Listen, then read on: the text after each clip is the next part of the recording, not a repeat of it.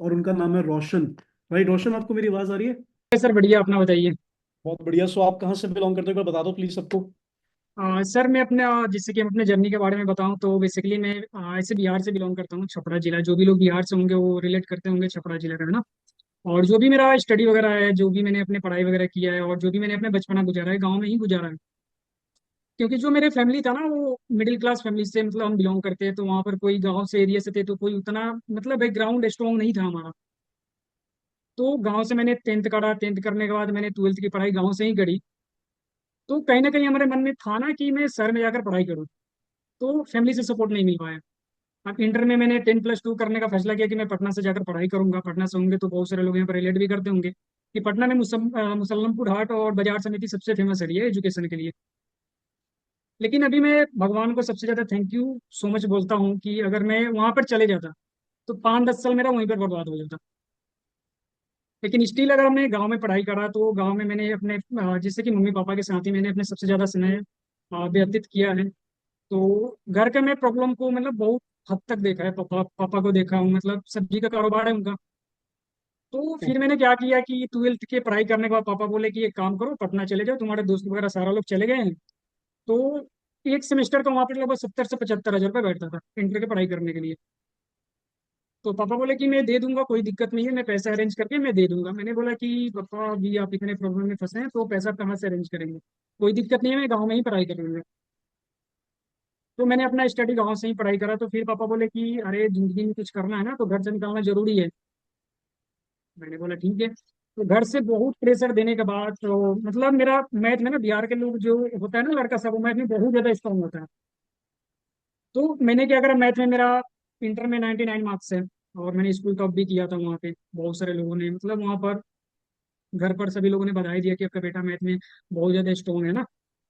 और 10+2 करने के बाद ना बहुत सारे लोगों का सजेशन आने लगा ना कि अपने बेटा का, आपका बेटा का मैथ स्ट्रांग है तो इसको इस फील्ड में भेज दो।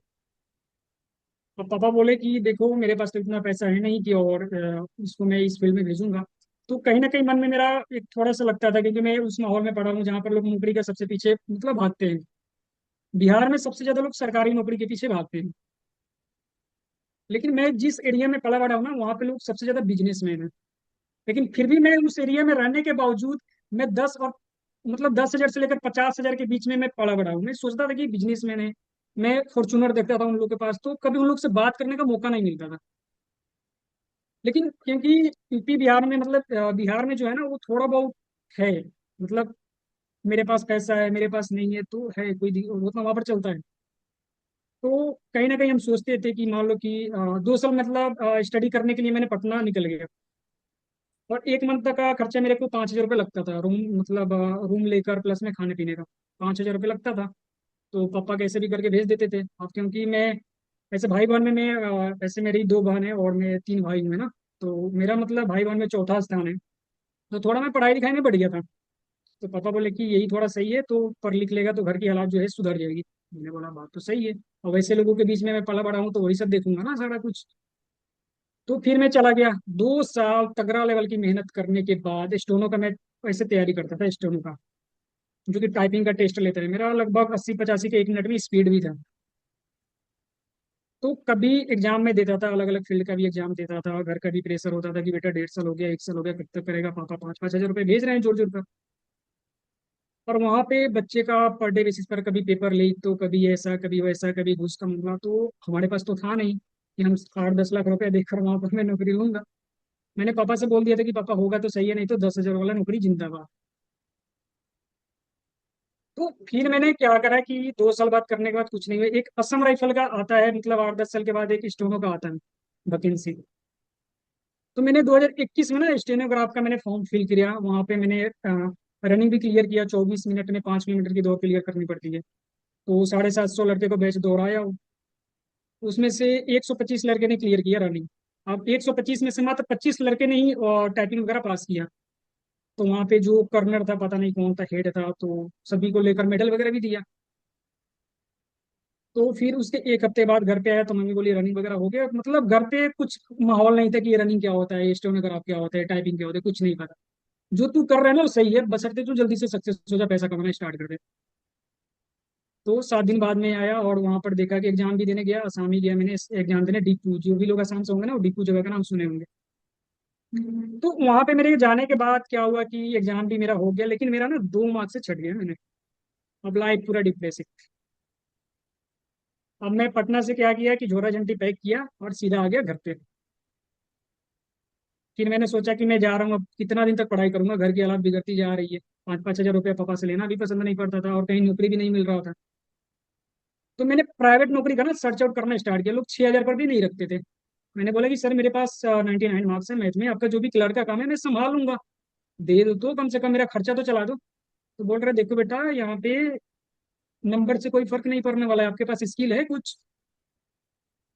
मैंने बोला ये तो नहीं है मेरे पास, हमने करो तो करो क्या। तो मैंने सोचा, एक मेरा दोस्त था तो मैंने सोचा कि चलो हल्दीराम भुजिया में काम करने चलते हैं, 10 हज़ार की नौकरी मिली थी लखनऊ साइड में। तो रेडी हो गए थे। उसी दौरान ना मेरे को ऐसे फॉरेवर में आने के बाद मैं ऐसे सोशल मीडिया यूज करता था, यूट्यूब वैसे तो यूज करता ही था क्योंकि स्टडी उसी पे करता था। तो मेरे को मिला फॉरेवर जॉब एप्लीकेशन से, और उस समय ना आयुष सर का कॉल आया, शाम को 7:30 बज रहा था, ये मेरे को समय याद है। तो जॉब एप्लीकेशन से मिला, वहां पर मैंने 3 से 4 दिन, मेरे को समझ में नहीं आ रहा था, सभी लोग ट्रेनिंग में, डेजी सर भी बोल रहे थे वहां पे कि कंपनी इतने देशों से चल रही है इतने सालों से। मैंने सोचा कि मैं इतना मतलब स्टडी भी कर रहा हूँ, पटना में भी मैं रहा हूँ, तो अभी तक इस कंपनी के बारे में मेरे को पता चला तो चला क्यों नहीं। और ना नेटवर्क मार्केटिंग के विरुद्ध में भयंकर निगेटिव, मतलब मैं अपने दोस्त को कोई बोलता था ना कि ये इंडस्ट्री है और मैं ज्वाइन किया हूँ, मैं तो ठोक के उसको मतलब बजाता था कि भाई साहब देख ऐसे ऐसे है, बंदा जोड़ने वाला, इसमें कुछ होता नहीं है, टाइम की वेस्टिंग है। मैंने बोला अच्छा जी, तब मेरे को मैंने अपना काम समझा बढ़िया से। और एक बात मेरे को अभी भी याद है कि जो मैंने मैथ में इतना मार्क्स लाया था ना, और जब मैं प्राइवेट मतलब ऐसे कोई नौकरी में ढूंढना चाहता था तो कोई नहीं देता था। तो एक पार्टी में, जहाँ से मैं गांव में ट्यूशन करा था ना, तो वहां पर पार्टी में मेरे टीचर मिल गए। मैंने बोला कि सर एक बात बताइए, आप जो A+B दी होल स्क्वायर पढ़ाए हैं, पाइथागोरस प्रमेय पढ़ाए हैं हमने, ये तो बहुत बढ़िया पढ़ाए हैं आप। तो बोल रहे कि हाँ सर, इसका यूज ना अभी तक मेरे को तो मिला ही नहीं। 99 नंबर मैंने लाया और इंटर में मैंने 85 मार्क्स लाया, इसका तो कहीं यूज ही नहीं है। तो बोल रहे कि रोशन मैं क्या करूं, ऊपर वाले ने मेरे को पढ़ा दिया, मैंने तुमको पढ़ा दिया। और मैं भी बोला कि ये भी बात सही है, उनका तो बिजनेस है ना, वो तो पढ़ा दिया भाई साहब, तुम अपना देखो। तब मैं घर पे, मैं वहां पर कुछ नहीं बोला, चुपचाप मैं अपने मुंह पे उंगली डालकर आ गया घर। फिर मैंने बोला कि भाई साहब ये जिंदगी हमारी है और यहाँ पर हमें खुद डिसीजन लेना पड़ेगा। इतना मैंने स्टडी करा, मेरे को अभी तक फाइनेंशियल नॉलेज ही नहीं पता चला कि भाई साहब लोग पैसा कमाते कैसे, कौन से एथिकल तरीके से पैसा कमाते हैं। तो उस समय ना 7:30 पर बलराज सर की ट्रेनिंग हुई थी, ESBI कंसेप्ट करके। तब मेरे को पता चला कि 4 एथिकल तरीके से लोग पैसा कमाते हैं, और करियर मेरे को बिल्ड करना तो करना कहाँ पे, तब मेरा दिमाग खुला। जब मेरे को फॉरएवर नहीं मिला था ना, तो मैं नाइट में रोता भी था, नाइट में रात को मैं सोता नहीं था। बहुत सारे लोग सोचते होंगे ना कि बाबू सोना करने वाला ही लोग 2-3 बजे रात तक जगे रहते हैं, ऐसा नहीं है। जो करियर को लेकर टेंशन होता है ना, वो भी 2-3 बजे रात तक जगा रहता है। तो घर पे मेरा मम्मी, जब मैं खाना खाता था तो नहीं जाता था अंदर, नहीं, करियर की टेंशन थी। मैंने सोचा कि चलो अगर मेरा 30-35 हज़ार का नौकरी भी लग जाएगा, तो जो जिस सोसाइटी में मैं रहता हूँ इन लोगों का मैं तुलना कैसे कर पाऊंगा। तो फिर मैंने सोचा, तो मेरे बड़े भैया है ना, तो वो भी जॉब ही करते हैं। तो मैंने भैया से बात करा, मतलब एक जो बड़ा भाई होता है ना वो बाप के समान होता है, बहुत सपोर्ट करे मेरे को। तो बोले कि देख रोशन, अभी तो मैं जॉब कर रहा हूँ, जॉब की हालात तो सही है नहीं, तू तो जॉब करनी मतलब प्राइवेट तो जॉब तू कर मत, तू ना छोटा मोटा अपना शॉप ओपन कर ले, लोन वगैरह ले ले, धीरे धीरे हम लोग चुकता करते चलेंगे। तो फिर मैंने धीरे धीरे ना यूट्यूब पे क्या किया ना कि उसके बीच में मेरे को फ्रीलांसिंग मिल गया, वो टेलीकॉलिंग, वो क्या बोलते हैं, टेक्स्ट बुक वाला। वहां से मैंने फ्रीलांसिंग करा, वो वहाँ के मैनेजर का कॉल आया, इंटरव्यू वगैरह लिया, सारा कुछ समझा दिया, फॉलो अप ऐसे होता है, गाइडेंस ऐसे होता है। मैंने बोला चल सही है। 2 हज़ार के कोर्स बेचने पे मेरे को मिलता था 14%, यानी 280 रुपये मिलता था। सारा काम यही है, अब किसी के पास कॉल करो तो भाई साहब वो कॉल कौन हो, ऐसे वैसे नौ सुंदर, मैंने कुछ नहीं करा। तो एक हफ्ता में मैं 400-500 रुपये वहां से कमाता था, 2-3 हज़ार रुपये। फिर मैंने सोचा कि अब तो कुछ लाइफ में ऑप्शन है नहीं, और 10-15 हज़ार की नौकरी मेरे को तो चाहिए नहीं। तो मैं सोचता था कि इसका अगर 2 हज़ार का कोर्स मैं बिकवा रहा हूँ तो मेरे को 280 रुपये दे रहा है, सारा तो कमाई इसी को हो रहा है। फिर मैंने सोचा कि अगर मैं इसका 10 कोर्स बिचवा रहा हूँ 20 हज़ार का, 20 हज़ार में कितना दे रहे हैं मेरे को, 2800 रुपये दे रहे हैं। मैंने बोला कि भाई साहब मैं पागल हूँ यहाँ पे। फिर मैंने लेफ्ट कर दिया उसको, ग्रुप वगैरह ऐसे कुछ बनाया था, मैंने लेफ्ट कर दिया। मैंने बोला कि भाई साहब अपना कोर्स बेचते रहो, मेरे को नहीं करना है यहाँ पे। फिर मैं यूट्यूब पे सर्च करने लगा कि मेरे को बिजनेस करना है, तो यूट्यूब पे मेरे को हर्षवर्धन जन जो टकला मोटिवेशनल है, तो वो बोलता था कि ऐसे, मैं सोचता था कि ये बिजनेस बिजनेस बोलता है। एक पुष्कर राज ठाकुर है, बोलता था कि 17 साल के एज में मैंने बिजनेस मतलब बिजनेस ओनर बन गया था मैं। तो मैं उसका शेयर पुष्कर मार्केट में देखता था। पुष्कर राज ठाकुर के बारे में बताता हूँ। Pushkar Raj Thakur was in Forever only, उसने फॉरएवर ही सही स्टार्ट किया था। ठीक है, अगर किसी को पता है पुष्कर राज ठाकुर के बारे में, तो उसने फॉरएवर ही किया था, फॉरएवर में ही सीवी, आज भी फॉरएवर से उसको इनकम आती है, वो एक्टिव बिजनेस कर रहा है, बट अदरवाइज वो अपना यूट्यूब के ऊपर भी फोकस है थोड़ा सा, तो ये चीज। बाकी यस, तो कंटिन्यू। जब मैं यस तो जब मैं सर पुष्कर राज ठाकुर को देखता था ना, तो मैं सोचता था कि ये 17 साल की एज में पता नहीं क्या करता है, नहीं मैं बहुत उसका बैकग्राउंड खंगाला, बट मेरे को पता नहीं चला। फिर एक है शशांक तिवारी करके, तो वो भी मतलब ऑनलाइन बिजनेस का अच्छा खासा, मतलब वो अपना कोर्स वगैरह इनवाइट करते हैं वहाँ पर लोगों को, ट्रेंड करता है। तब मेरे को ना फॉरएवर से रुचि जगने लगी। मैंने अपना मतलब ऐसे तो ट्रेनिंग मैंने 7-8 दिन तक लिया था, 3 बार मैंने ग्रुप से बाहर फेंका हूँ मैं।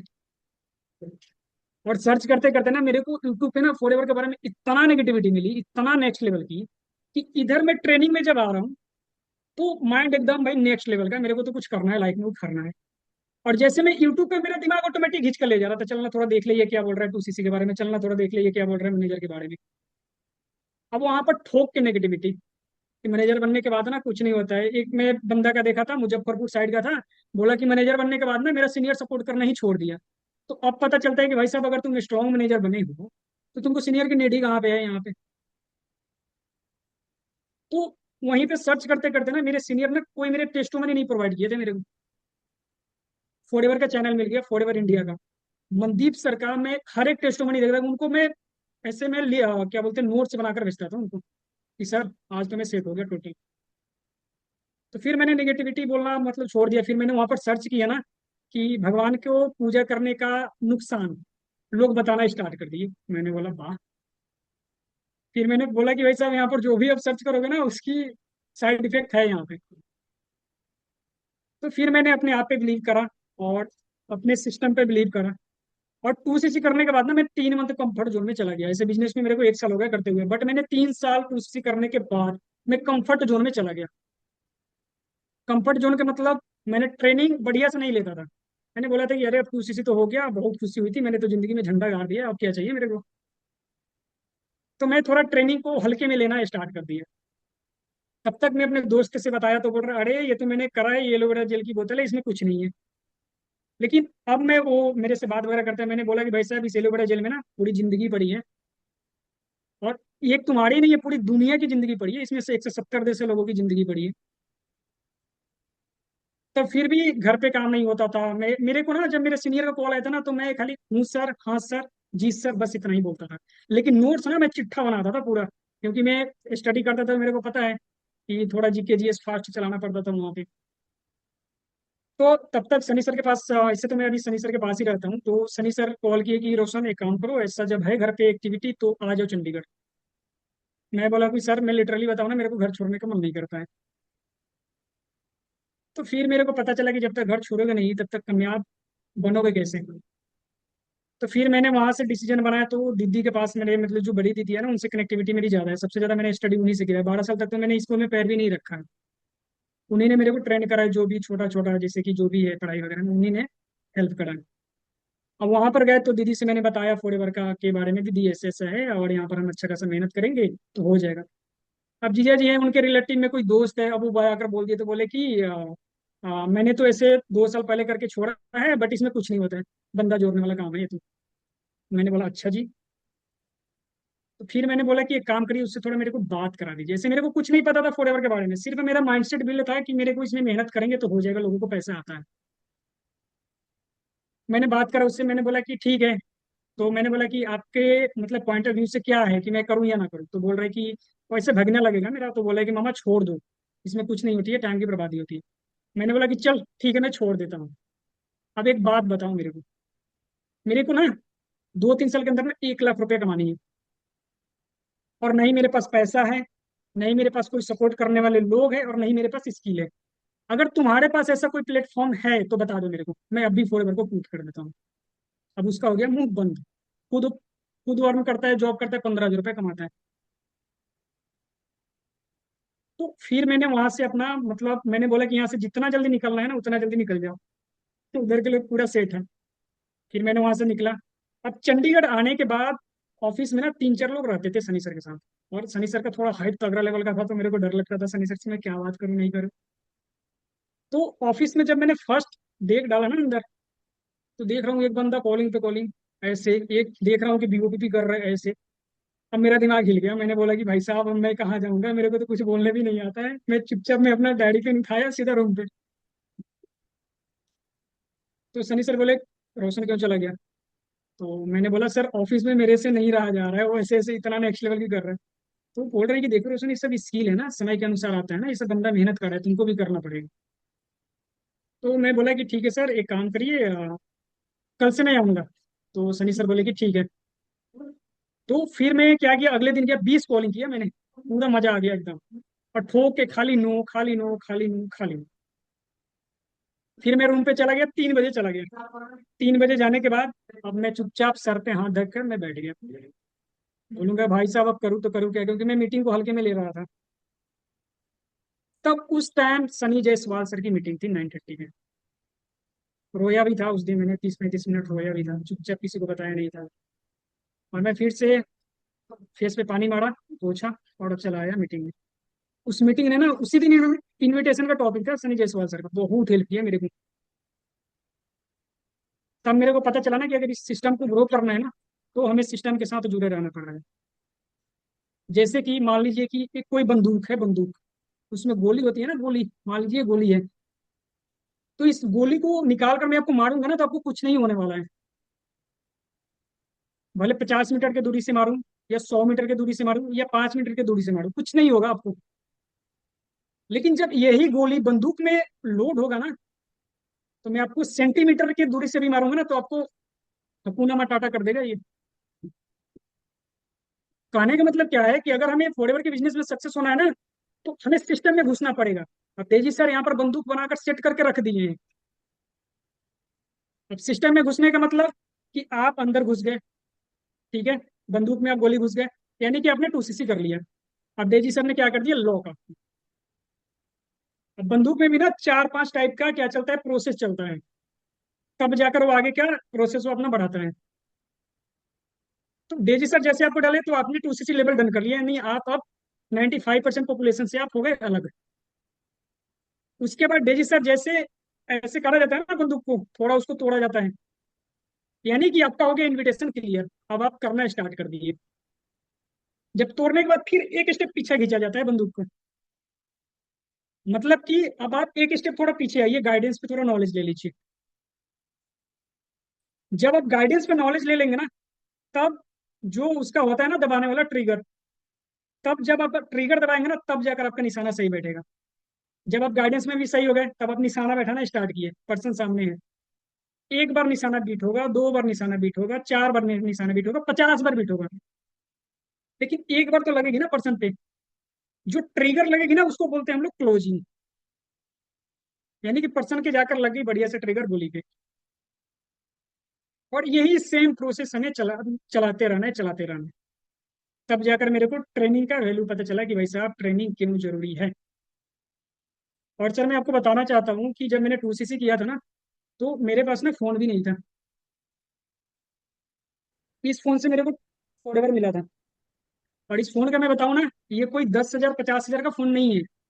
ये फोन 300 रुपये का है, लिनोवो का फोन है। और इसके पीछे का कवर टूटा है। जब मैं ट्रेनिंग लगाता था तो इसका 100% तो चार्ज दिखाता था, लेकिन पता नहीं चलता था कि कब वो बैठ जाएगा।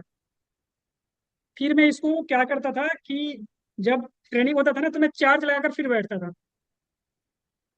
और इसका जो वॉल्यूम का बटन होता है ना, ये टूटा हुआ था। अब मेरे जो सीनियर है आदित्य में आयुष सर है, तो कभी कल मेरे को कहीं दिक्कत आती थी ना, तो स्क्रीन शॉट बोलते थे कि स्क्रीन शॉट मार कर भेजो। तो मेरे को ना शर्म आता था कि मैं स्क्रीन शॉट मारूँ कैसे। अब इसका तो वॉल्यूम का बटन ही नहीं है, तो मैं जो प्रकाल आता है ना, प्रकाल मैथ वाला, तो उसको एक टाइप से उसको दाबता था, फिर इसको दाब कर तब स्क्रीन शॉट लेकर भेजता था। मतलब एक स्क्रीन शॉट लेने के लिए मेरे को 15 मिनट का समय इन्वेस्ट करना पड़ता था। तो अब जाकर मेरे को डेजी सर का एक बात याद आता है कि करने वाला ना रास्ता ढूंढता है, नहीं करने वाला बहाना ढूंढता है।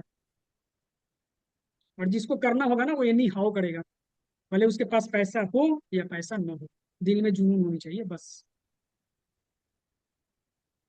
ठीक है, so thank you so much sir, मेरे तरफ से बस इतना ही। बट सर जाते जाते एक मैं कोट्स बोलकर जा रहा हूँ, बहुत सारे लोग सुने भी होंगे, है ना।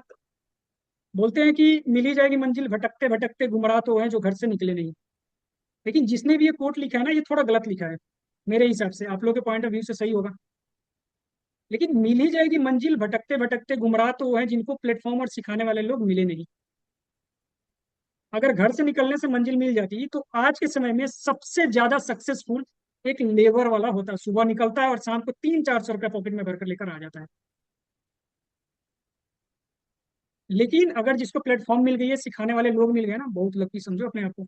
ये जो फोन है ना, मैं इसको शीशा में पैक करा कर रखा हूँ, अभी घर पे है मेरा। So thank you so much sir, जो कि आपने मेरे को बोलने का मौका दिया। बस मेरे तरफ से इतना ही।